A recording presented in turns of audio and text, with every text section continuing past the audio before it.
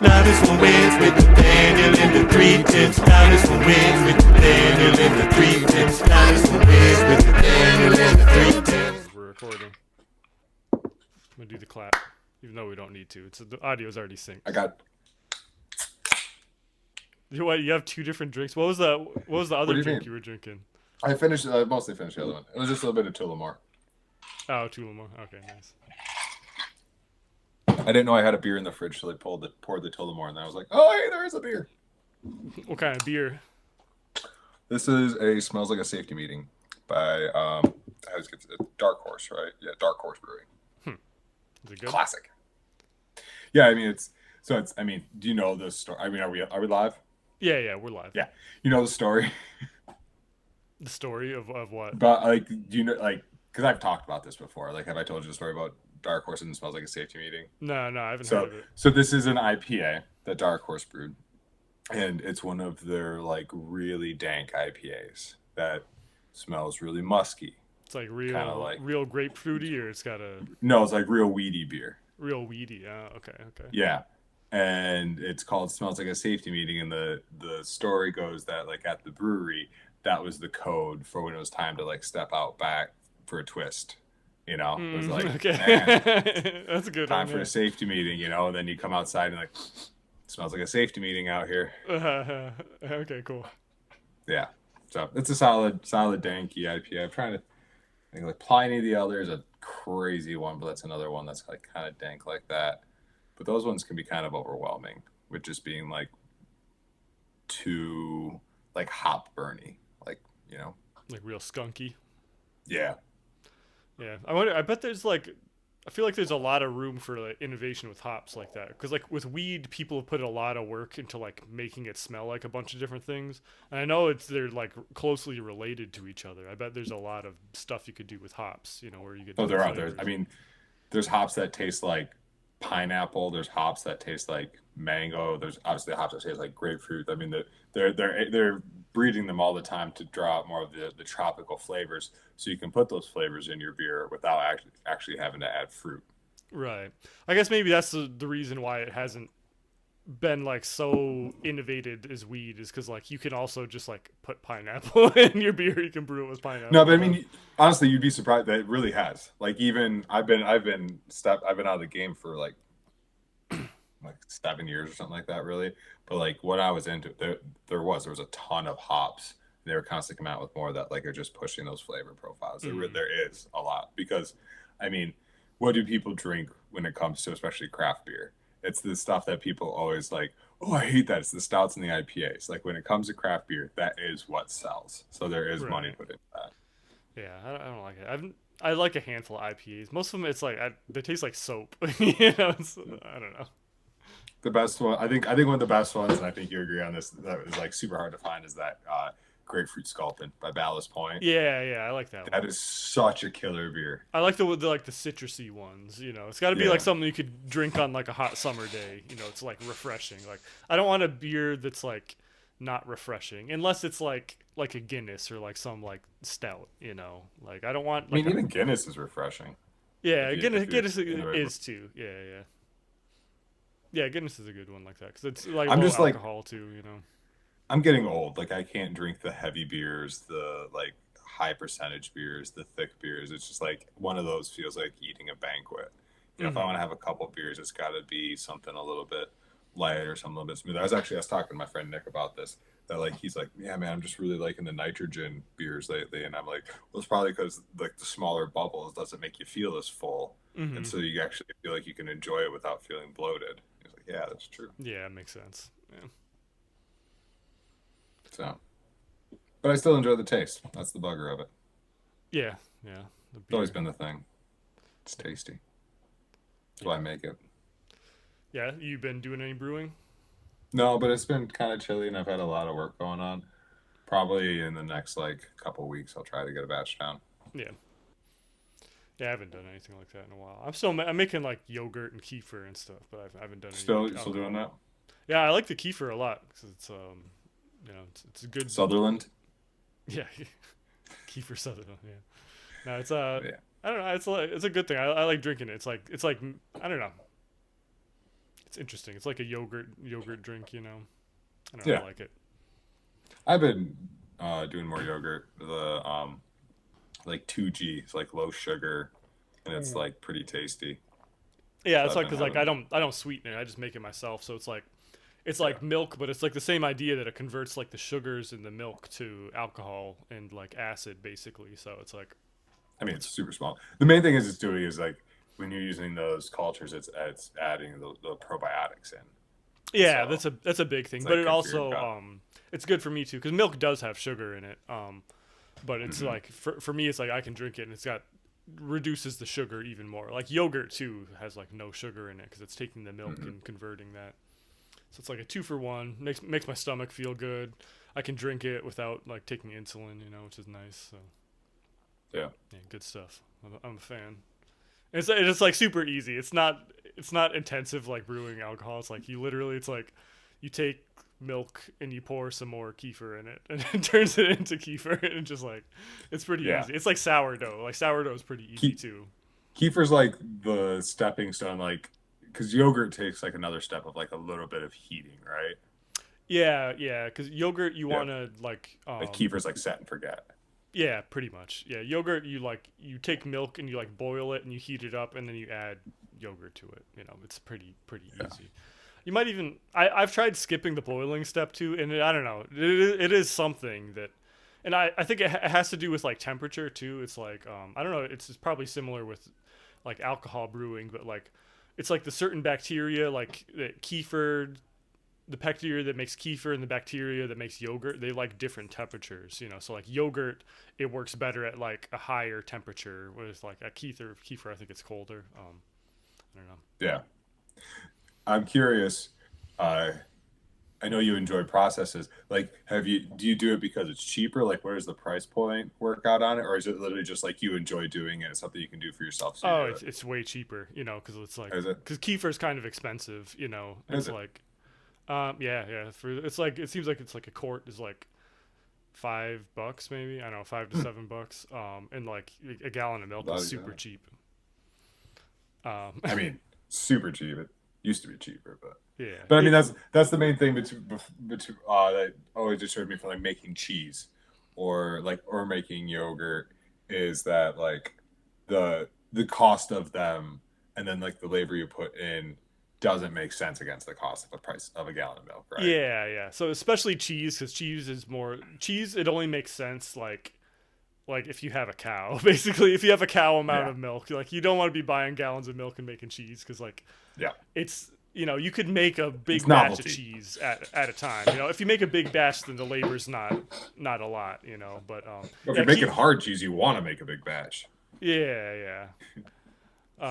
Yogurt's still kind of worthwhile doing. I mean, yogurt's really not that expensive either, but That's the thing. Yeah, yogurt's like it's like $2-3 for a carton of it. yeah, but it's still like the only ingredient you need is milk and other yogurt, and you can just keep Yeah, but it's using like the same $2-3 yogurt. for a gallon of milk, so it's like the same. And then like, I'm not putting the labor in for something like that. Yeah, but when you get like a carton of yogurt, that's not a gallon of yogurt. You know, like a gallon of milk makes a lot of yogurt. Mm. Because it doesn't really reduce. You know, there's some way that you take out of it, but you're saving a little bit of money. It's not you're not saving a lot of money. Kefir, That's the thing with. Well, go ahead. Sorry. I was gonna say kefir makes sense because it's literally like I have a jar like a kefir jar, and then when I'm done drinking the kefir, I just leave a little bit and I just add more milk and I set it out for a day, and that is kefir again. It's like it's very easy, you know. Yeah. So it actually makes sense. No, I mean like it's like with the beer. Like, I save like maybe like a few cents, on the like 50 cents on the bottle in ingredients, but then like it's all tore up with labor and stuff. It's all about Yeah. fun. Yeah, for sure. And yogurt too. I've noticed I like the yogurt that I make better than the store yogurt. Like Yeah. you can I get can see better that. quality. Cheese. I've done cheese a couple times. I've made all right cheese, but it's to Did get you make mozzarella? no, not even that. Just like a farm cheese. It's Ah. like cheese is more. It's a process.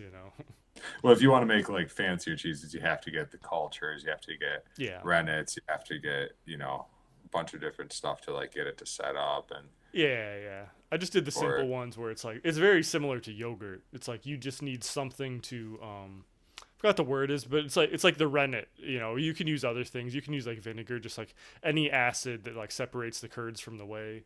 Yeah, And then you lemon just juice like is a common one. yeah, lemon juice, or even yogurt. Like you can just let it like the yogurt bacteria creates acid and that can separate the curds from the whey. And then you just like salt it and press it. You know, but yeah, nothing super intensive. I'd like to eventually, you know, that's the dream is getting a farm and getting some goats or even some cows and just you know, once you have a surplus of milk, then you can really start stacking cheese. You know, that's my dream. I want a cheese cave. That'd be sweet. Yeah, like you like. Yeah, it is a thing when you're set up for it. When you know do it a couple times, have the skills on, and just be able to like kind of knock it out, and then just keep stacking it up, kind of like the U.S. cheesecake. Yeah. We're not selling it at a discount to pizza places. Right. Well, that's the cool thing about cheese is like the hard cheeses, they last like a long time, you know. So you can have like a strategic, you can just have like a strategic like source of cheese, you know. Yeah, cheese and wine. Like you could just have like a secret little dugout where it's like shit hits the fan. It's like I'm good for 30 years, you know.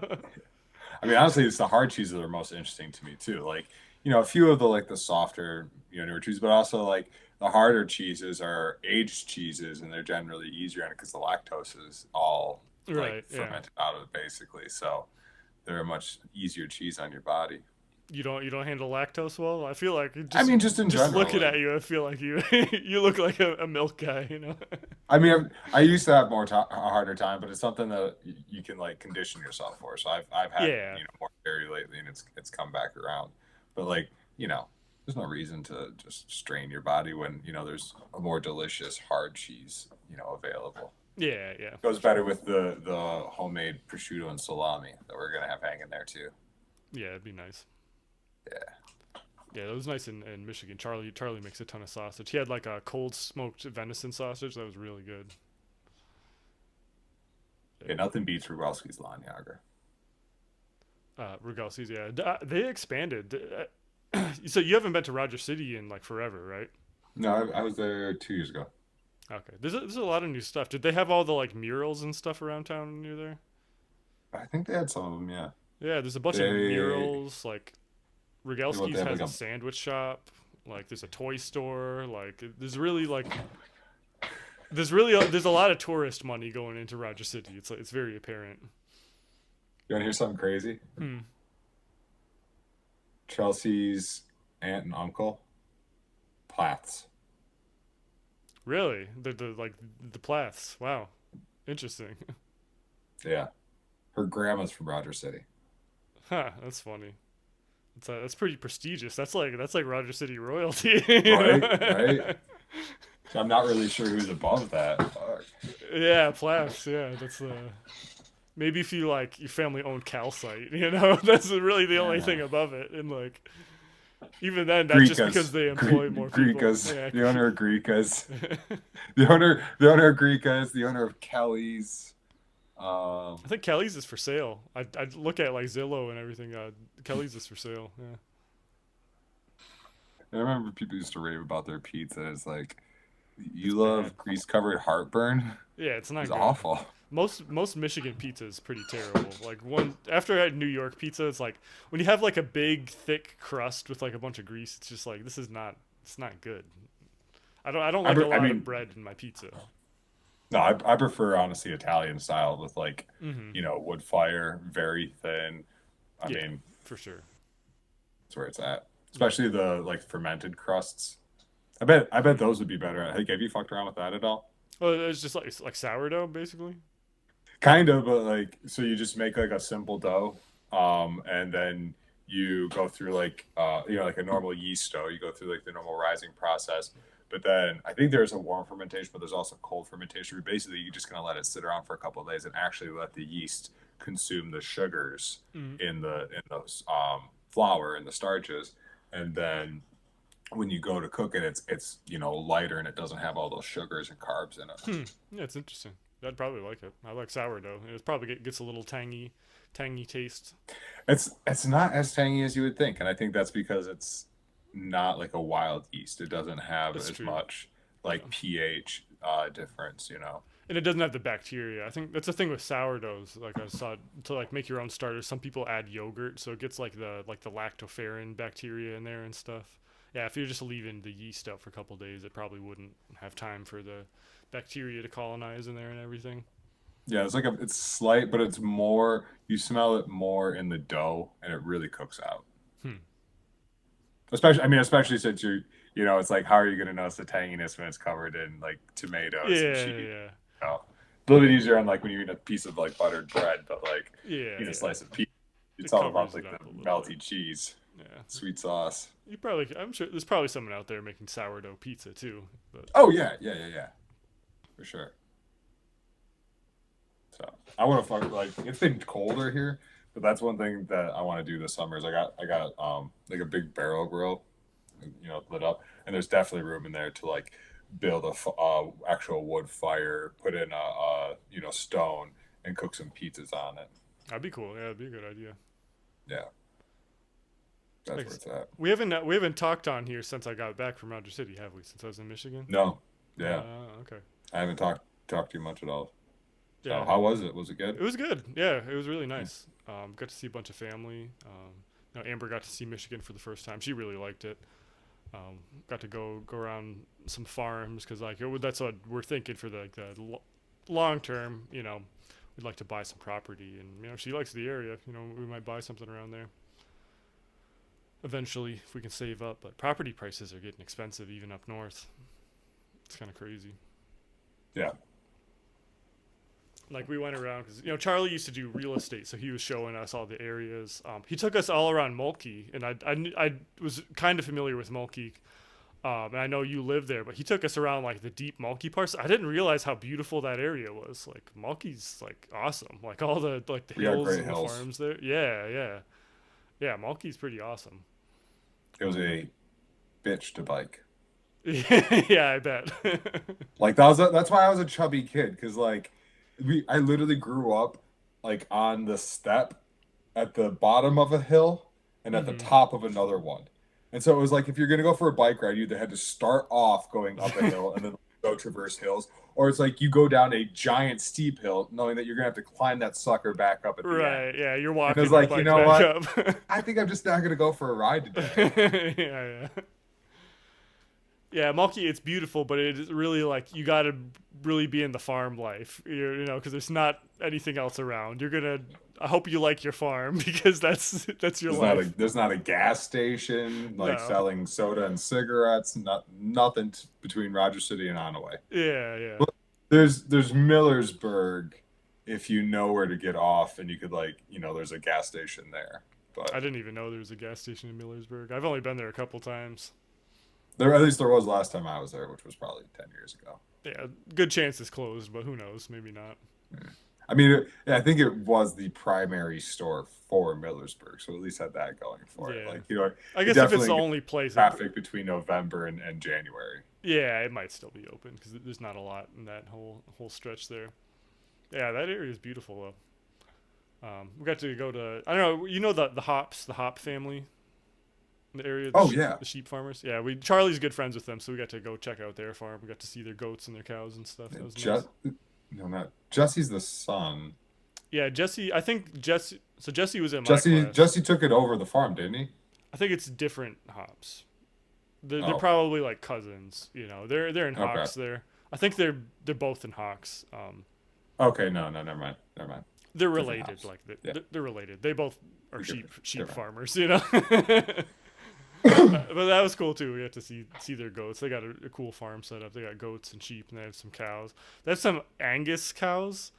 Like Jesus, I did not realize how big those things are. Those are like rhinoceroses. No, I mean, it didn't take. It was like I'd already kind of made up my mind before I realized, like looking around at the cow farmers, like farming life's not for me. Mm-hmm. Like I'm not gonna like be out here amongst these things that I'm like raising to slaughter and pretend like I'm not scared shitless about every single one of them. Yeah, cows is like, especially like Angus. Like they were very nice. Like they're nice cows. They came up to me like we could pet them and stuff. But it's like, Jesus, that thing is a monster. Like, because like I some could see like like there's a milk smaller. cow, but Yeah, there's milk cows that are like, I could probably grab it by the horns and wrestle it. But Angus like cows, look at the big like, old no, no, they're no. ridiculous. I think I'd stick to goats. I'll wrestle a goat. You know. Go to piss you off though, I guarantee it. Yeah, they're funny though. It's like the goats are like cats, where it's like they're annoying, but they're like it's in a charming way, you know. We'll fuck your knee up. Oh yeah, I'm sure. I think that's the move though. Goats, maybe some pigs, definitely chickens, you know. Cows, maybe a milk cow if I'm feeling brave, but yeah, I don't know. Yeah, definitely not cows for meat. Yeah, too big. Too much work, not enough payoff. It's interesting because it's like they have the huge size, but they are like very docile and smart. So if like you get a good cow, it's like not a lot of work because they can like they're pretty well behaved. Like goats and pigs will give you some problems, you know, but they're like small enough where you can like keep them in line. It's like cows, it's like less chance of problems, but if you have a problem, like it could be like a life threatening problem, you know. I mean, to that end, you know, you might want to even think about a donkey. Donkeys protect a barnyard. Yeah, but even that, it's like, man, a donkey would fuck you up too. Donkey fuck you up. Yeah, You do like not real sneak bad. up on a donkey. I feel like I'd rather have a dog. I don't know. I trust the Just dog. like a bunch of more. like wolfhounds. Like, I'd rather get mauled to death than fucking kicked in the chest by a donkey. Yeah, like I don't know. I feel like I just haven't been around him enough. It's like I don't quite trust you, you know. Like dogs, everyone's cool with dogs. Like generally, unless you get like a really crazy breed or have a crazy dog, it's like it's not gonna attack you, the owner. Like it might bite someone else, but it's probably not gonna attack you. Ideally, it bites someone else. Yeah, right. Donkey, it's like I don't know. It's probably a similar vibe. If the donkey knows you, he's probably like cool, but I don't know. I'm not familiar. The thing is, it's hard to trust animals like donkeys where their eyes can be like looking one way, but like their attack range is just like everywhere, you know? Yeah, it's like with cows too. They like kick at weird angles that you're not expecting. You know. Yeah, and it's not like there's no tells, right? Because there's just it's continued gazing and just like. Yeah, and it just kicks you without looking. Fuck. Yeah, I don't trust those guys. Yeah. Same thing with horses. Horses, I've rode horses before, and I like them. They're like beautiful, majestic animals, historic, you know, world changing. They're a little too big. It's like I don't They're trust. just too big. And like they Just too could big. tell if like they read your vibe. You know, they could tell if you're a little scared of them, and they'll fuck with you. You know, it's like, oh, this guy Bullies. can't hang. You know, you're like, this guy's not riding me. No, he's a bitch. Get the fuck out of here. He's gonna get us all killed, man. Yeah. Yeah. Nah, fuck that shit. Too big. No, goats. I think I'll do goats. Easily manageable. And plus, You wear those like a lot of knee land. pads. Yeah, yeah, knee pads. A lot of the land there's like forested too, and goats do good in the woods. Goats and pigs, you know, you don't need Eat like, anything. don't need pristine pasture. You know, they really don't even like pasture.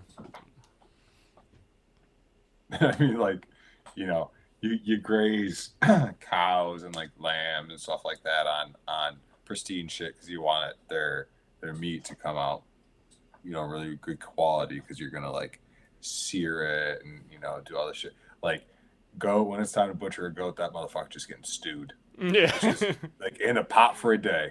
yeah. I like the taste of goat, but yeah, it's tough. Like you're Yeah. stewing it for sure. Just a bunch of heavy spice. That's why it's so prominent in like Middle Eastern and like India. Just like ton of spices and just let it cook all day. Yeah. But I love curry goat. That's one of my like. There's a lot of good Jamaican food here, and that's my dish is like curry goat. That's my favorite. Mm-hmm. It's really the milk that I want, though. You know, I'd probably butcher a couple goats. You know, I'm not too shy of killing animals. You know, it's like You went there. I'll do it. It's like I'm not gonna. It's like I'm not enjoying. It's like, oh boy, it's butchering day, you know. But I didn't bring any of this up. You're the one that's wording all of these thoughts. it's like you got an old goat. It's not making milk anymore. No one wants to buy it. It's like we're gonna eat you. You know, it is what it is. You know, I'm not gonna. Sorry, Grandma. Yeah, you Well served well. You know, it is what it is. Yeah. I didn't connect the dots, but if you wanted to go there, how would you do? Let's just incriminate you right now. This one's getting flagged. Okay, let's get on to some music stuff. I want to hear about those things you were talking about. The vinyl. Yeah, those things. The music. Yeah. You picked the one to start with. So I'm just gonna go in order because that's how I laid it out. So, I've been in my Instagram scrolling, coming across this podcast called the No Cover Charge Podcast. They got clips, little shorts all the time. And they just have really, really interesting interviews with a bunch of, especially guitarists, musicians. They had like Dweezil Zappa on there, yeah, like, wow. and it's a lot of like, just kind of like work, just like, you know, musician workshop, just talking shop. Dweezil was like pulling out all those random guitars. They talk licks, they talk songs, stuff like that. So it's from what I've seen. I haven't actually done any long form viewing, but you know, it's pretty sweet for what they got. So I decided to look into this guy. His name's Jared James Nichols. He's actually based out of Nashville. I'll be next week, and I listened to his first album, and he's definitely one of these, you know, like kind of prodigy guys, musicians. Started out like really young. I think he was doing like a bunch, or not a bunch, but doing like guitar competitions and stuff. Blues based, finger style, which is lends to some really kind of unique things that I've seen him do, especially on the podcast. Just lean heavily into that. I haven't looked into it. I don't think he uses his nails too much. I think it is like pads of the fingers. But yeah, it's like from what I've heard so far, it's just like that like high octane, like almost kind of Van Halen style, you know, like kind of rock, you know, just like rocky rockabilly, and then like gets at the solo, play some licks, right? Mm-hmm. So I mean, it's pretty good. I haven't, like I said, I listened to his first album called Old Glory and the Wild Revival. I haven't listened to much other stuff. I know he just came out with the song recently, but definitely recommend looking into the podcast because it's him and Tyler Larson, he's a musician, but I haven't seen any like bands he's played in. His connection seems to be the owner, like starter, producer, whatever, of the music software Mixwave. So, but I mean, he does play. Right. So, yeah, that's. It wasn't necessarily my style, Jared, but you know, it was good for sure. Yeah. Not the best, not the worst, you know. Yeah, no, it's like 7.5. very good music, right? Like very good skill, very good style. He's got a good voice. If you like look into the podcast or whatever, like look him up. I think at some point he decided that he had too much free time or something like that. Because I think he used to be just, you know, your general like rock guitarist vibe.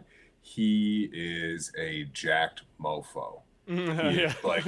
He is like, and it's just like so weird. And he wears like tank tops, and he has a long kind of curly golden hair, and he just like.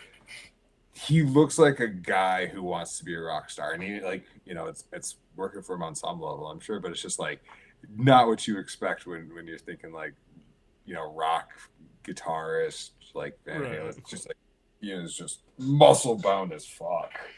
Yeah, there's not a lot of like jacked musicians. I feel like sometimes they'll go through that, like maybe metal guys. I don't know. I feel like a lot of musicians, they like drink and party too much to like really get in good shape, you know. Well, I feel like even jacked ones, like there's like a limit, like, you know, like I think of like a Henry Rollins, who was definitely like working out, like staying fit.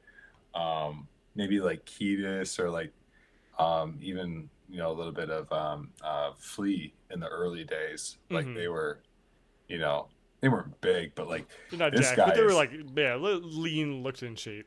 this But guy this like guy's is like bodybuilder. walks and it's like got free time, man. You're playing guitar like that and you're jacked like that. Like, do you sleep? Yeah, I feel like it probably helps. Like grip strength probably helps with bar chords, because like guitar, like Sure, it's great endurance. yeah, guitar compared to like other instruments is kind of like physically demanding, like Especially when you're playing rock and you're doing all that shit while you're trying to put on a performance. Yeah. That adds a whole other element to it, Drums, obviously, but like drums, it's like it's not as bad because it's like you're using like limbs that are meant to be like moving a lot. Guitars, it's like it's a lot of like handwork. Like it's easy to like really mess up your elbow or your wrist and stuff playing too much guitar. I mean, you can fuck up your shit playing drums too. I feel like, I guess I don't know if this is where you're going with it, but I feel like with drums, the perception that you need to be like really fit or whatever because it is so active just kind of lends to like the a lot of the mistakes or whatever in drumming where it's like you actually like you shouldn't have to work that hard. Exactly. If you have good drum sound. Technique, yeah, it's like right. It should be like effortless, Right. Or like be like piano too, and like guitar to the same extent. It's like it's funny. Like I complain about this a lot that like a lot of like classical musicians they get so good where it doesn't look hard anymore. That's when they start doing all the like the swaying, like they add all that stuff. Is because like they're so good that like people that aren't musicians don't realize how like incredible what they're doing is. Like so they have to add to it, But like, talk to me when they're doing the Stevie Ray Vaughan like behind the back shit. Yeah, it's the same thing with that too. It's like guitar got too easy for him, so he's got to make it look fancier, Which right, like Hendrix did like the chords behind the back. Stevie Ray Vaughan's like, no, I'm gonna play licks. Mm-hmm. Yeah, you got to add some show to it. It's I get it, but I really don't like that part of music because I'm like a music purist. Like I just love music, like. And it feels to me it's like you got to be like a little bit of a clown. It's like you got to like it's not enough to like devote yourself to the craft. It's like watch me da da da da da. You're like I don't know. I don't like it. That's where depending on the arena you're in though, that's the performance part. Like that's where like you listen to the Who and they're great, but when you're actually listening to the Who, you're only listening to like 5 songs and you're hitting skip a lot, right? Yeah. But going to a Who show, you're going to enjoy the whole show. Yeah. And it's because of the performance they put on. And it's the dancing around on stage and the acting silly. And to be quite honest, it really does seem like it's a whole lot easier to do when you're drunk. So maybe you just got to take a couple shots before you go up there and you'll be fine doing your like head whips and shit. Yeah, it's the thing. It's like, I get it. It's not for me. Cause even then, like, I don't like watching that either. Like, it doesn't do it for me. Cause like, I don't like dancing. I don't know. I get dancing is an art form. I'm not into it. I don't. Dude, you're a monk. Just admit it. Like you don't enjoy anything in life. I don't even really know why you play music. I love music. Like that's the thing. Sure, is like I like the music. Like I go to a concert because like I want to hear good music. Like I don't want to see you dance. Like I don't care. I don't want to see you like act like a clown. Like if your technique is so good where it's like your hands are just like moving like a blur and like you're playing things perfectly, that's cool with me. Like I like seeing that, I appreciate good technique, but that doesn't sell tickets, so No, you don't enjoy having fun. I understand that. Everyone knows that, dude. We've all accepted that about it. We've moved on. It's okay. It's all right. I get my fun in other areas. Music is sacred, Tim. That's why we don't buy you concert tickets anymore. We just get you close to the door so you can hear it. We're gonna go inside and enjoy the show afterwards. Yeah. It's like I don't even want to see it. I don't want to see you. I don't want to see your shenanigans. It's like we sneak in with the cup and the string, and you're outside. And we're holding the cup up. Yeah. But I feel like I don't know. I feel like what I enjoy in music died out is because like a lot of the like great artisans in music, like they didn't make music for like the average person. It's like music is now like it's a thing for like the masses. Everyone listens to music and you sell music to people. But like, you know, for the longest time, at least classical music was like it was a thing for like a king. It's like some very rich person like paid you money to make music for him, and you played like in a little court, you know. That was a lot of it. And of course they had like opera houses and stuff like that, but it was a different thing. And then there was always folk music on the side where it's like I'm sure people were dancing and stuff, but I don't know. It's a different thing, you know. There's two like parallel streams of music happening at the same time. I get it. You want the prestige.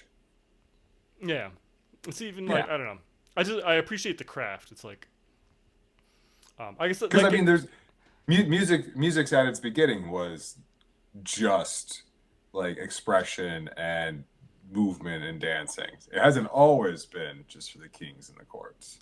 no, that evolved later. You know, that's a period that's I don't know. It's interesting how it happened. It's like music. But I appreciate the distinction you're trying to draw to it though, because there is like there's two wolves inside every musician, right? There's the one that wants to make music that's accepted, which generally means that you're going to make something that people are going to dance to because that's what people want, right? It doesn't matter what fucking genre it is, people want music. Or you're going to make something that is appreciated for its craft. Now, there can be a blending of the two, but it is really hard, right? Like this is extreme, like Chicago, right? Like shit like that. But like this like that's definitely a driving conundrum inside most musicians is like, I want to be revered by the people who make things that I revere, but you know, also like at some point music is about creating things that are approachable to people. And I don't think that your music that you've created so far is necessarily like giving in too much to one or the other. I feel like you have made music and produced music that has been fairly approachable, but also, you know, holds a super high integrity as to its craftsmanship. Yeah, I've tried to balance it, but I don't know.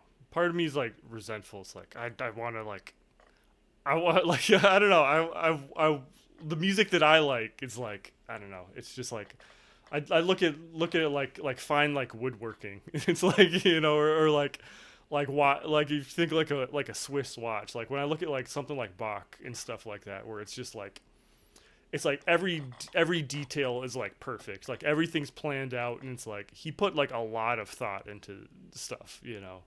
And it's like I don't know. We just don't live in like a world where that's like it's like viable anymore, unfortunately, you know. I mean, it is viable. You can do that, but it's like it's kind of like a handful of people will like get it and like appreciate it, but it's like well, I mean, only a handful of people ever truly fucking did. Like it's not like appreciation or acceptance that Bach has, you know, fucking wavered and shit over the ability to consume him. It's always like the people who have actually understood it have always been more limited than the people who said they have. Yeah. And I think that, you know, we've talked about this before, how like for the most part a music career is dead, right? Like yeah, for sure. You can't do it. But in that sense, like if you're still willing to put in the time to create it, that's freeing because you know what? Fuck it. You're not going to get rich making music. So make the music you want to fucking make. Yeah. Because it's not going to make you money. My music is not going to make me jack fucking shit. So I just want to make music I want to fucking hear. Yeah. No, I get that. Yeah, and if you do, you know, it's funny because like you can make money making music, but like you have to go into it like as that's your plan. It's like you can't make stuff that you want. You have to think like, what is the market looking for? You know, what will sell? You know, it's like it's two different forms, and that you like gotta that ruins... be willing to dance around on stage and look silly. Yeah, I've accepted. It's like I'm not gonna do that now. So fuck it. Just make the music you want then. Don't feel like you're limited by any shit. Like make a dancey Nathaniel song. Make a prestigious, you know, Nathaniel song. You're going to be as appreciated as anybody, you know, in the same situation. Like Bach didn't come from nothing, right? Like, well, he came from a family of musicians, you know. It's like, right? Yeah. Like, and there was already established prestige in there. Last I checked, your mom and dad aren't really well-known musicians. No. So you're starting from scratch, my friend. I That doesn't know. mean that you can't make music you want. No, I I get it. appreciate it. And I do make the music that I want. I've come to accept that. It's just like I don't know, just the world we live in. Yeah. But But we're not gonna make money off our music, so get the fuck over that. no, I have got it. That's why I Yeah. teach, and I don't know. That's why I've been enjoying playing other people's music more. Cause like I don't know. Do you ever write? It's funny because I was talking with Amber about it. I was listening to a lot of new classical guitar composers, and I feel like a lot of modern classical guitar composers are trying to bridge that gap of like we all struggle with the same thing where it's like I want to make something that like has fine craft to it, but I also want to make something that's approachable. And a lot of it just it ends up in a weird uncanny place where it's like I don't really enjoy it that much, where it's like there's some technique in there, but it has like kind of like pop chord progressions where it's like the same chord progressions, and like how like a lot of pop music it's like a common 4-chord loop and then you like write a melody over it. It's like stuff like that, but with like classical technique, and like maybe like at the 3-minute mark you add in like a weird chromatic thing. It's like I don't know. It's like this weird area where they're trying to bridge a gap in it. Like I don't think it turns out well. I feel like though, because I've been thinking about that not a ton, but like it's been on my mind is that like where those gaps can be bridged, and I think it's getting deeper than like pop. Pop is popular because it's pop, pop, pop, pop, pop, pop. But what is pop? Like a lot of really successful pop songs are still really rooted in like classic soul and R&B, and the themes that make them effective. And what makes them shitty is the poppiness of it, right? But I feel like maybe that's the thing to tap into, is try to figure out the roots and the references of what you're trying to achieve pop wise, where it comes from, in like a classical sense of like 60s 70s kind of style of music, and build from there again. Because that's the thing, is like with pop music we've like completely distilled this thing down to an unusable material. Yeah. And like I'm not even talking about like I am talking about more like older like pop. I'm thinking of like 1900s further, because it's like I don't know if it's like with Broadway or something. Like we hit a weird point in like music. It's like really when like Americans took over music, where they really started using like they found like 5 chord progressions that were like they like really catch your ear, and everyone kind of used them, and it's like you're just kind of playing like mix and match. You're writing a new melody over the same chord progressions and stuff, and like there's a lot of good songs that are written that way, but and there's some cool stuff, because like the same thing with like Motown stuff is like they weren't doing anything new, the chord progressions they were using, the rhythms, it's been done before, and that's not knocking them. It's like music's been around for thousands of years. It's like most things have been done before. I think when you take that approach and then you take that and then you translate that to like classical guitar, it's hard to make it interesting, because it's like a limited palette. If like you just have solo guitar, it's like you don't have like the harmonies and like the rhythm section and different production elements. It can be kind of like stale. Like I feel like something like my opinion, I don't know, I feel like You gotta find the soul in it. Yeah. You got to be willing to play classical guitar, but bend a little bit. Don't slide, bend. Come on. Have you tried doing bends on a nylon string guitar? I have not. Yeah, there's a reason people don't do it. It's because it doesn't work. You're a pioneer. No, it's like the physics of like the nylon strings do not. It just doesn't work. 5 nylons. Your G is a steel. Yeah, that'd be pretty groundbreaking. That would actually be like a kind of a good idea for an experimental music piece, where it's like you have like the nylon texture and then you have like one string where like you do bends and you get like real lyrical stuff with it. And it's got to be the G. It has to be the G. That's the one that like when you go to bed and you want some power, it's the G every time. That's actually kind of a cool idea. Like that's like something that like some nerd like ethnomusicologist like PhD would do for their like their like 11th year in music school dissertation. It's like I demand 12% of all record sales. Yeah. Oh, there's gonna be 0 record sales, but some professor is gonna like begrudgingly read the paper, you know.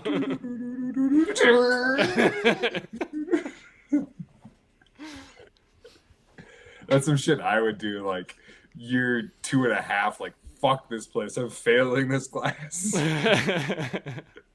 It is kind of a cool idea though.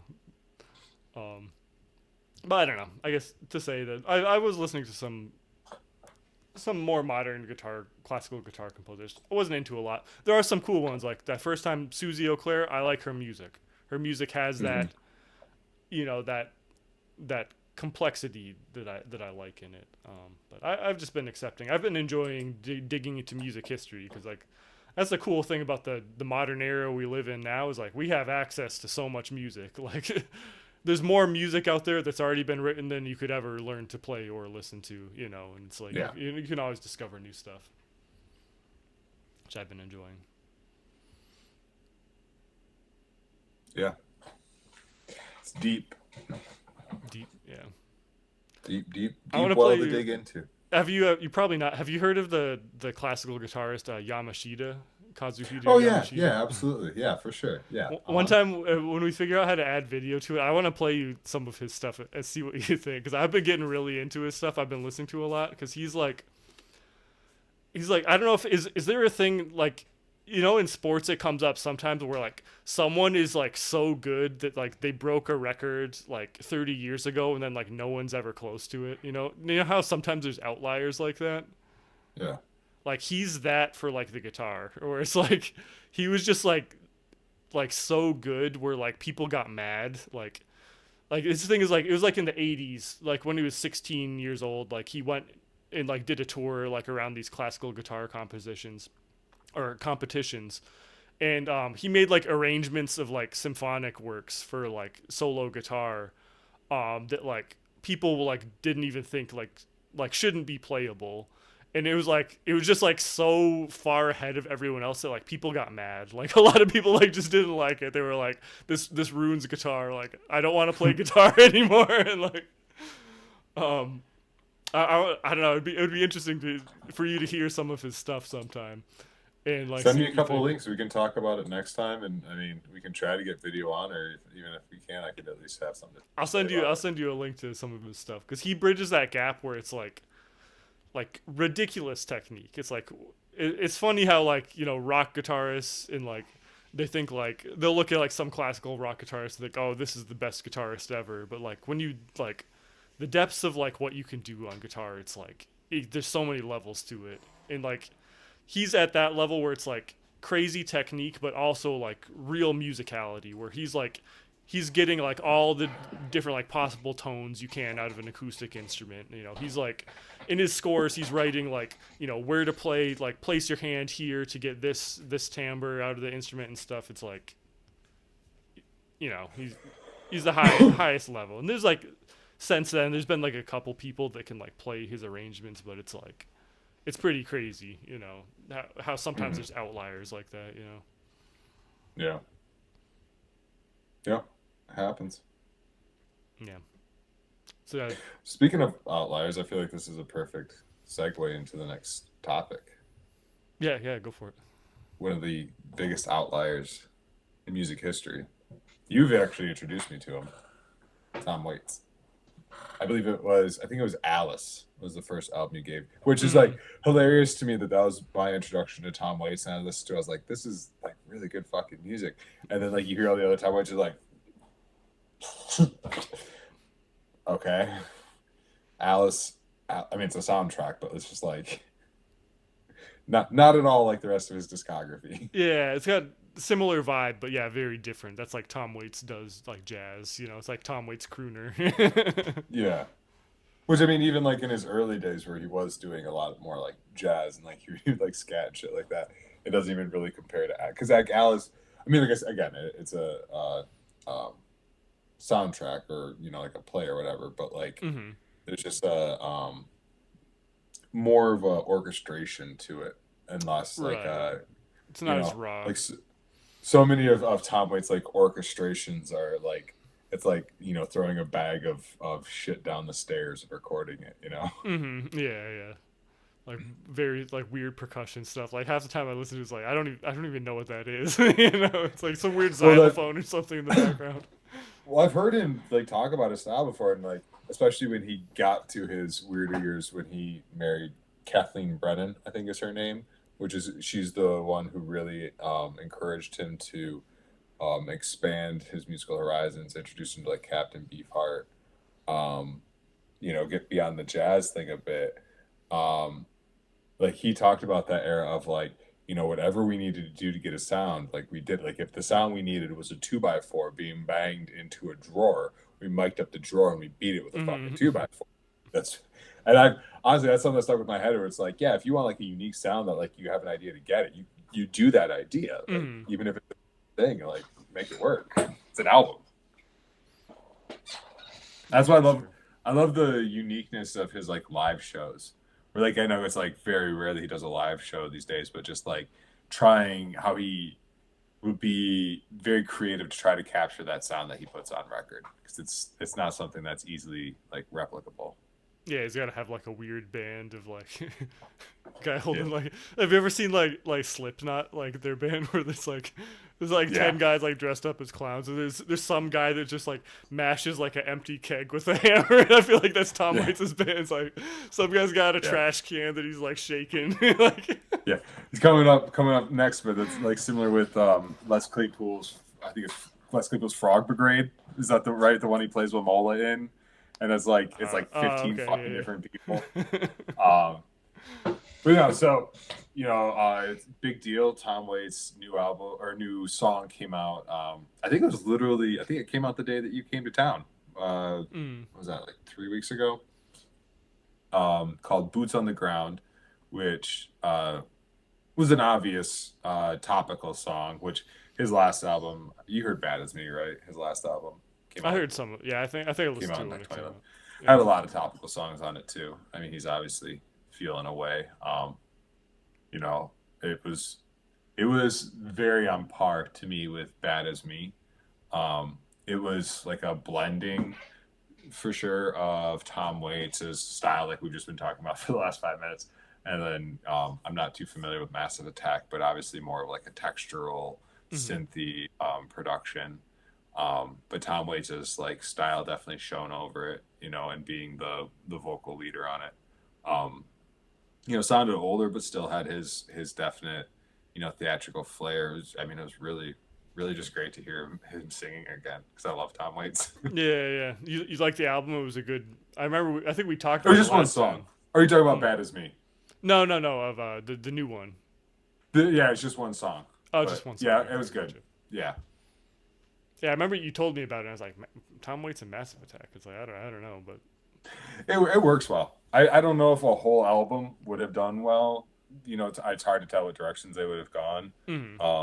But no, the solo definitely works. Like I said, it reminds me of like "Hell Broke Loose" off of the "Bad as Me" album, which I loved. "Bad as Me," that was his last full album come out, and honestly, that might even be a top 5 Tom Waits for me. Like that was a really good album. Yeah, I remember. What year did you say it came out? It's 2011. I looked it up. Okay, yeah, I think I listened to it back then. It's probably like 2011. I think I had that Lincoln Town car. I think I vaguely remember like listening to it in that. Yeah. I think that was one that back in the day that I would have bought and then probably like burned a half dozen copies of and handed them out. Right, yeah. I think at that point I probably had still an iPod video or something. Or maybe I was still burning CDs back then. I can't remember. Yeah. Either that or an iPod hooked up to that car. No, but anytime Tom Waits comes out with something, I'm going to pay attention. Especially he hasn't released anything since 2011. I don't know the last time he's toured. It's probably been close to 10 years, but he's still been acting. He's probably pretty old. Yeah, and I get it. Like touring is a beast. Even working on an album can take a lot out of you. He did it for a long time.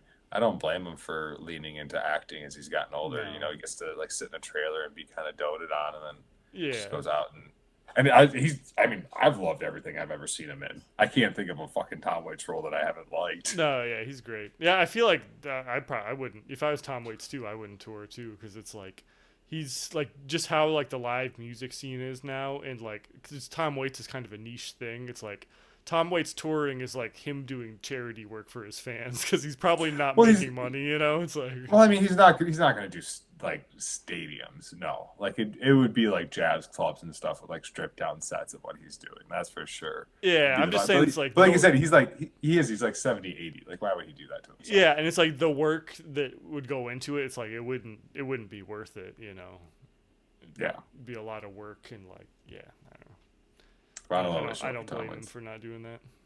The man's brilliant. Yeah, he's cool. I like Tom Waits. What was that? You mentioned there's a new Les Claypool thing too. God, yeah. So Les Claypool is coming out on a tour. It's the Gold Tour, and it's his 3 bands. So it's Primus, it's the Claypool Lennon Delirium, and the Frog Brigade. So just a whole night of Claypool. And the reason I'm so fucking distraught is because they're coming to Detroit on a Sunday when I have Morgan, and I'm trying to convince myself that Morgan would enjoy a less Claypool, and I just cannot fucking close that deal in my head. I'm so mad because like if you're gonna see Claypool, this is like Primus has come around a couple times. And it's like I don't really like Metallica. I don't like. I'd sit through it, I guess, but like I don't want to pay $100. But like, dude. Oh, why he was touring with Metallica? Yeah, like a year or 2 ago. Oh yeah.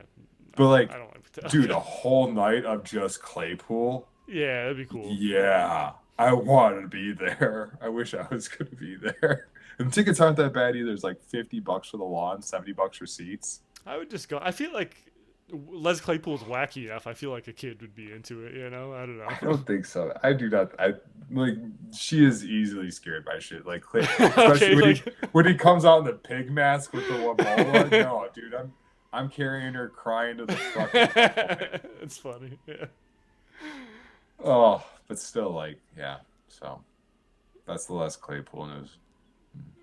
I see. I thought he did something like. No, little Les Claypool's still cool. I mean, Les Claypool's always doing stuff, though. No, I meant like this is. I heard you were like disappointed. Like I thought he did something like regrettable. It's like, dude, oh, he ruined no. his legacy. It's like, no. Oh he's god, just... definitely not. No, Les is cool.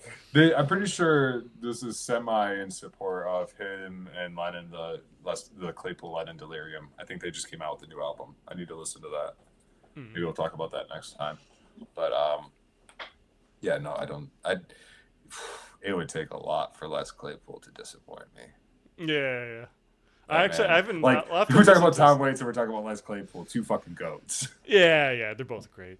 I haven't listened to a lot of. I don't think I've listened to any of the Lennon Delirium or even the Frog Brigade. Like I've seen him banging on the Wamola. Maybe I've like vaguely heard his stuff with that. But definitely Primus. I've listened to all Primus. Like Oysterhead. I like the super group he was in. I don't know how does his like solo stuff hold up compared to like Primus and his other music. I mean, obviously, driving creative force of Primus, it has that flair. It's a little, honestly, it's like, like almost like Tom Waits. Like it's like a little bit more like kind of crazy and like open. It doesn't like every song doesn't have, an electric fuzz or distorted guitar. Like sometimes there's like they're like whimsy, folksy, like even like the Claypool Delirium stuff, like we're talking John Lennon's Kid, like it gets kind of acidy and shit, Yeah, like even like Primes, but like even weirder.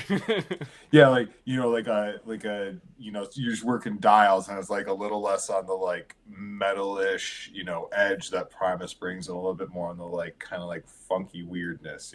Mm-hmm. I get that. Yeah. I'll have to check it out. I feel like I probably wouldn't like it as much as Primus, just because Primus is awesome because it's just like Les Claypool kills, and like everyone in the band is just awesome. It's like there's 3 just like amazing musicians, playing cool songs. It's hard to beat that. I love. Have you ever heard the description somebody's wife had of Primus, where it's like three really talented musicians playing three completely different songs at the same time?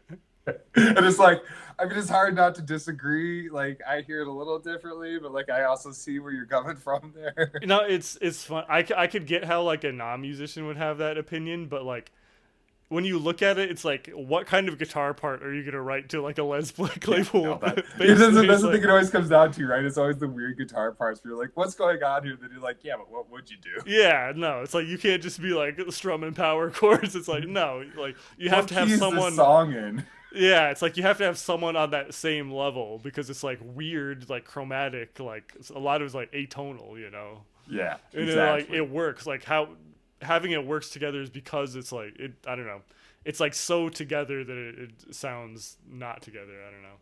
It's like even the drums, right? Like the drums really are riffs. Like the drums are written in riffs. It's not like a cohesive, like just like kind of beat thing. It's like this works with what Les is doing, right? Like everything is based off Les. Yeah. It's all complex, and the production's just great too. Like I remember back when I was playing a lot of drums, I was working on some of the Primus songs with Donnie, and just his like I loved his snare sound. He had like a really high, almost like piccolo snare sound, and like I don't know, like kick drum sounds awesome. Like, yeah, the production was just amazing too.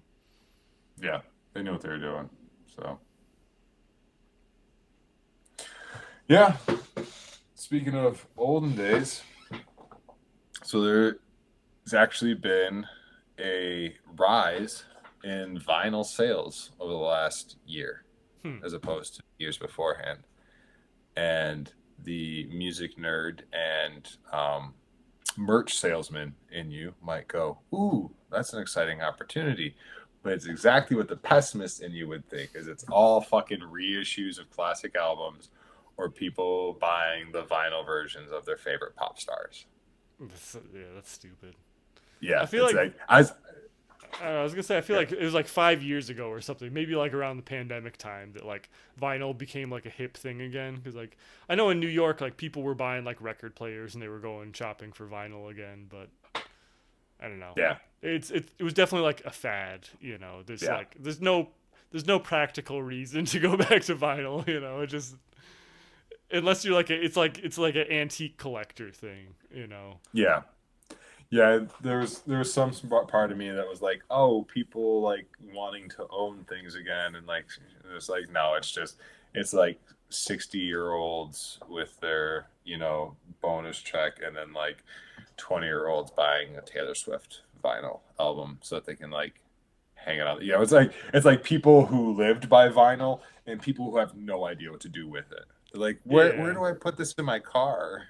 Yeah, it doesn't I feel like fit in the CD player. It's like the end of a fad cycle. I feel like it, you know, a while ago it was like it started rising up again. Like I remember when we lived in Lansing, we were going vinyl shopping and stuff too, and like it was starting to take off then. And I feel like it was kind of like a hipster thrift store vibe, where it's like young people were like, oh, I could buy old albums. You get physical media and it's cheap, and it's like it's cool. Antique shopping's cool. It's cool buying old stuff.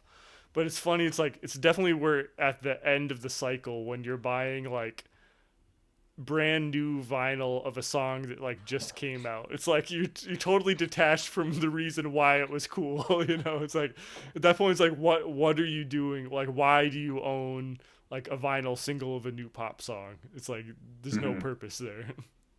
Yeah. No, I mean, and especially like, you know, when we were doing that, it was like right before Spotify really took off, right? And there was a couple different music streaming platforms, but they still haven't really perfected that ability to like present everything to you. And so you were still like, you know, music consumption was hit and miss. We were listening to YouTube every once in a while for music. Right. You'd put on Pandora if you didn't care what the fuck was on. But definitely like nowadays, like it's not going to be your main music consumption. No, it doesn't make sense. And like some people, like the like music tech nerds that are like, oh, it's like high fidelity, it's like the sound. It's like, no, it's like the sound difference is so minimal between, you know, something that's on vinyl and it's like it's digitally recorded, so like it would make sense if like you're listening to something from the 60s that was like recorded analog and then made directly analog. Maybe there would be like a minuscule thing if you had like $1 million speakers that you could hear. But that's the biggest thing too, is the speakers that gets me. Yeah, it doesn't make any sense to like, yeah, there's no sound difference, you know. No. I mean, not for what you're saying you're getting out of it. It's not like the difference between a bottle of 5 o'clock and a $100 bottle of whiskey. Like, no, there is a difference there. Yeah, it's funny. Like the real difference, like if you're splitting that much hairs where you want to be a musical purist, it's like you should only see live music then, because like there is a big difference between any like recorded medium and then seeing actual people play music live. It's like there's a gap there that will never be bridged, you know, regardless of your genre. You know, actually being in the physical room hearing people play music is going to be way better, you know. So if you really want to be a purist, you know, to do that.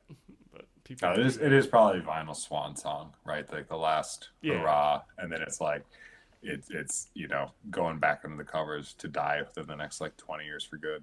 Yeah, it's dying with the music industry. I feel like pop music even is struggling. You know, AI is going to do a number to the music industry. It's going to shake everything up. But maybe if we have new ways to distribute our arts, our music, our movies, we can, not, because I mean, everyone's always pointing to the Stones, the Swifts, the, Pearl Jams as far as what they're looking for. But those are like the 1 in a million cases, right? Where you're actually becoming a millionaire off your art. Most people be good enough if they could pay, half their bills. Mm-hmm. And so I think having those different means of distribution, those options, those alternatives are going to be very exciting coming forward. And to that end, there's actually a growing trend of creators using Discord, especially in the movie realm right now, to stream movies to people without having to use the conventional distribution methods, which kind of takes away that power, that control that, the Hollywood machine has, and allows you, you're not going to make anything that's like, movies suck nowadays. We're not making anything that like upsets the norm anymore, or like pushes boundaries, because everything has to be safe. So if you have your own means of distribution, you get to make whatever the fuck you want. Right. How people are doing is like they're making their own Discord servers, or there's there's like a bunch of different ways that they're doing it. There's some where it's like Discord servers. There's privacy settings. There's some where they're using it in connection with like Patreon or like YouTube channels, stuff like different methods, lots of different ways, but all essentially like having somewhere to like host your presentation, your media, whatever, and control who is able to view it, right? And it's like, from what I understand, it's somewhat in its early stages, and will unfortunately probably lead to the creation of an app specifically designed to do it, which will cost money. But it is something that like they're starting to like, there's like, especially with like Patreon and stuff like that, there's ways that you can kind of monetize this. So I see. Okay.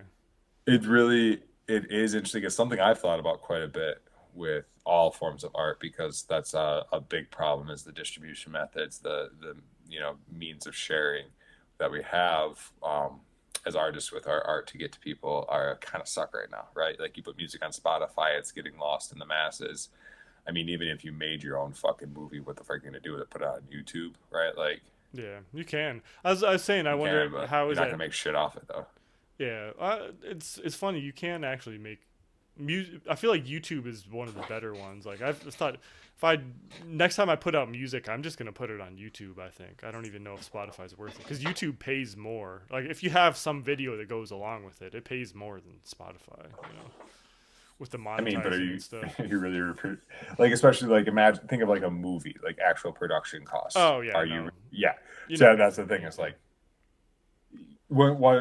once you have a method to bridge that gap more to like I said, like you're you're not going to put a movie on Discord and then, make, $300 million opening weekend on it, but like, if you have a way that gets you to recouping the costs you put in for actors and licenses and stuff like that, and like you're starting to work towards the next project, then it becomes something that feels exciting and viable.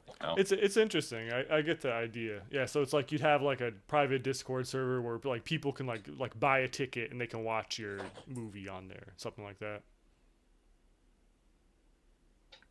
Yeah, sorry, I got distracted. The ice cream truck's coming around, and I'm really trying not to go. I was gonna say it's like you have like a private server, so like it's I guess it's kind of like Patreon that way. So there's some sort of pay gate where you get into the community and like you can watch it there.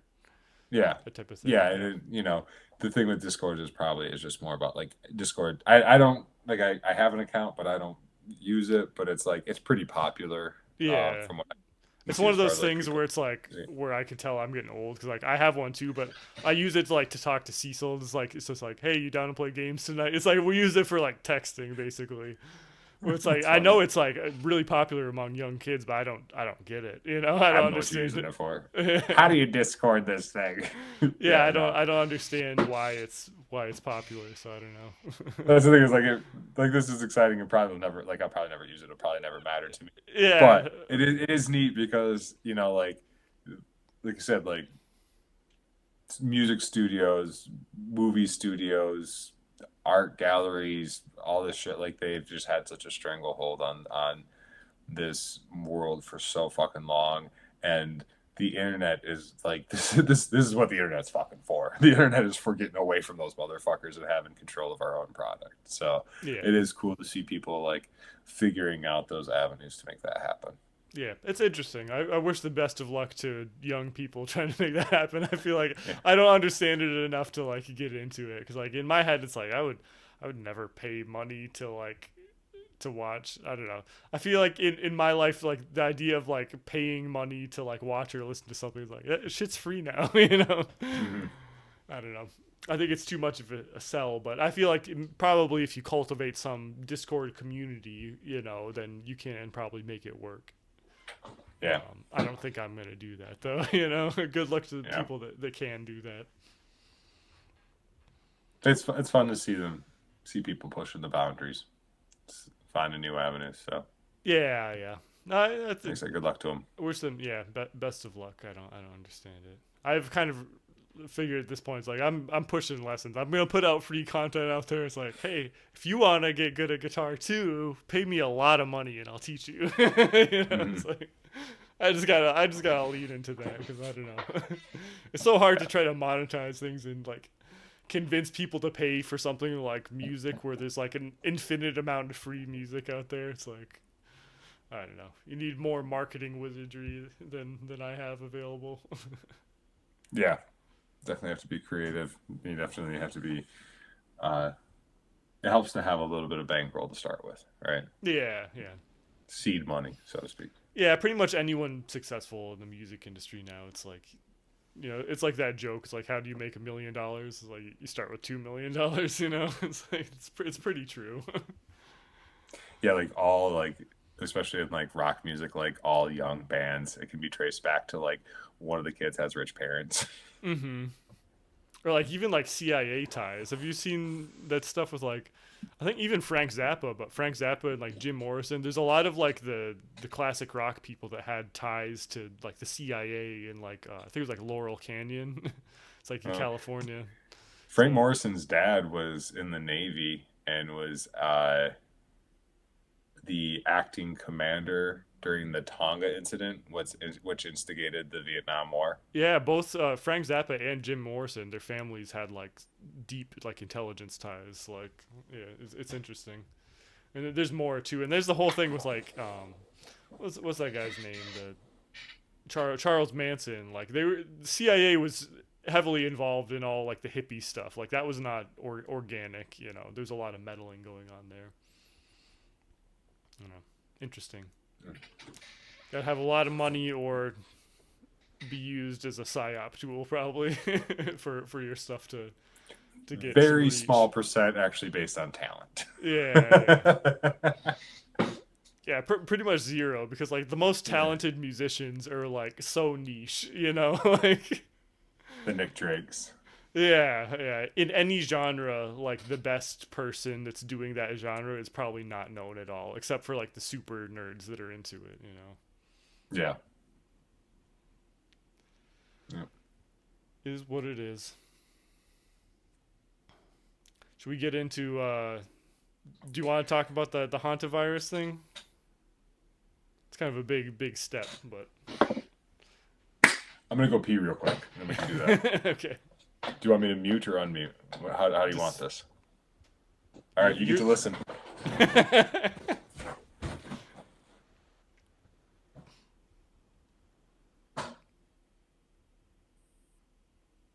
Your stream's dead. No, you're not gonna listen. Not gonna talk. Are you talking to me right now? Yeah, who am I talking to? There's no one else here. What did he say? You pretty Your stream's dead. You've been peeing. How what? Your streams, your urine. Like, have you been peeing clear? Has it been very yellow? Like, It's been pretty good. what's the quality of your urine these days? I'd say it's been pretty healthy. I'd say. I don't know. I'm not an expert, but I'm satisfied. I saw this comedian who was like, I don't work out, but sometimes I drink enough water to pee clear. Like, that's a big thing. I think that means that you're drinking too much water. I think the doctors say it's supposed to be like a straw color, you know? It's supposed to be pretty clear. I don't know. I mean, if it's absolute clear, but you don't really want too much yellow tinge.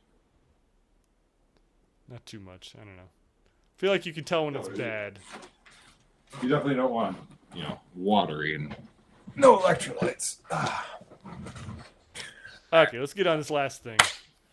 We'll I'll just briefly call it. Part of it, I just want to say it just because, like, if this does turn out to be COVID 2.0, it's like I'm gonna look like Nostradamus, you know? Right? Yeah. That's yeah. Yes, you are.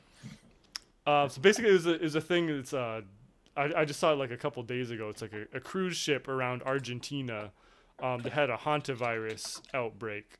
Which, like, hantavirus, it's not a new virus. It's like it comes from like rat urine, like mouse droppings. Basically, it usually spreads from that to people. I remember seeing it a long time ago. Did you ever watch that show Alone? It was like a survivor show. No. This one is basically like they send people out to the wilderness and like you got to survive. But I heard about it there a long time ago because like they sent people to like Patagonia, like way south Argentina, and like they had to evacuate them because there was too many mice around there. And it's like the mice in that area are like a reservoir for hantavirus. So it's like it's been a thing. Usually people get it from that, and it's like it's pretty deadly. It like kills about like half the people that get it. But it's like it's very rare for it to transmit human to human.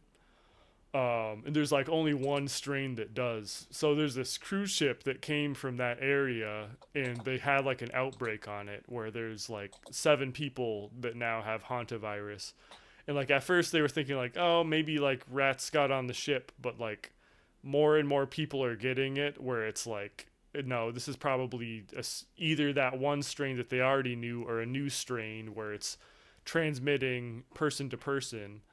And so they got the people off the ship and they started like flying them back to the countries. And now it's like, I think it's like a French like flight attendant also got it, got sick from one of the people. And there's like been different cases where it's like, right now they're saying it's like, it's not a risk of pandemic, but it's like, it has the inklings of like where this could be some mutation that makes it a little bit concerning. Because it's like, I think the only one strain of hantavirus that they say spreads human to human is like, it's pretty hard for it to spread human to human. It's like, it's not like the flu or something, but the way it has been spreading is kind of like, it's like, uh-oh. So I don't know. Just reading here, they did say as of yesterday that they're monitoring in Georgia, Arizona, California, people who are aboard. And none of them have shown signs of illness. So they're keeping track of the people. Yeah, the weird thing about hantavirus I was looking is that like it has a really high mortality rate. It's like I think it's like 40%, but it also has like a very long incubation period. So it's like you catch it and it's like for a couple weeks you don't show symptoms and then it like gets you, which is not great, you know. But I don't know. They're saying it's like it's the type of thing where it's like you gotta like sneeze on someone. It's like they said that with COVID too, when like you know that spread all the way around. But I don't know. Also, the conspiracy theory angle is that like recently they opened up a new like bio lab in Argentina where it's like the only like virology lab in South America they recently opened up in that same area, which is interesting. Yeah, very interesting. You ever go down that rabbit hole with like the gain of function research into viruses and like COVID and everything? What's your thoughts on that? I don't give a shit. You just don't care. Not at all. It's funny. Have you looked into like what gain of function research is with viruses? No. It's like basically they have like these like very locked down labs where they have done this with like COVID and they do it with the flu where they're like we're gonna like purposefully make like stronger and more transmissible and deadlier viruses to study them. Basically that's what gain of function is like we're gonna make a super virus so we can study it so if there is a super virus that we'll be very prepared. But it's also like people speculate if like what if that gets out? Because like where like COVID started, there is a gain of function virology lab where they were studying the coronavirus. I don't know. It's interesting. I wouldn't be surprised. I wouldn't be surprised either way. I'm not dead set on any conspiracy theory. But it's funny because it's like I think they banned that kind of research in the U.S. So they just started doing it in other countries. It's like we're not gonna do that here, but like China, it's like let the Chinese deal with that. Wherever there's people to sacrifice. Yeah. I don't know. That's all I got on that though. We'll see. It'll probably turn out to be nothing. I remember people were freaking out about monkeypox, and that also turned out to be nothing. Yeah, we'll check back in on this in a month. Yeah, we'll be locked down again. Wouldn't that suck? I guess we'll do the podcast more often then. Yeah, I feel like people just wouldn't do it again. like this time around, like people would just rather die than do that again. No, but I don't think so. I think it could literally be the thing that like divides the country into civil war because I think there are people that be like, no, fuck that shit, I'm not doing it again. And then there's people that are gonna be like, oh yeah, no, fuck, and they're gonna grab their blankets, just be like, That's true. Yeah. The fuck country. off.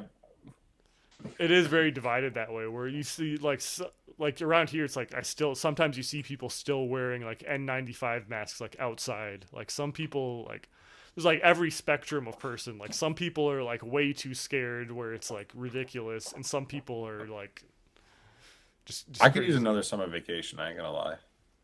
Yeah, it was pretty nice the first time because I was just working remotely teaching, but I don't know. I'll take it. As long as I still get paid. No, it sucks because I work remote now, so I'd have to keep working. Yeah. No, I feel like if something like that happened, it probably would just be like, I don't know if the country would survive through that. Like, I don't think people would do that again. Where it's like you have like, I just remember how like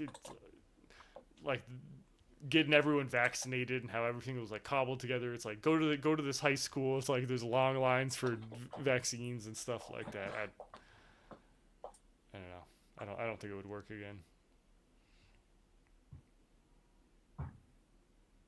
But what if that's like the conspiracy? It's like they trick you like the first time where it's like COVID killed a lot of people, but it wasn't that bad.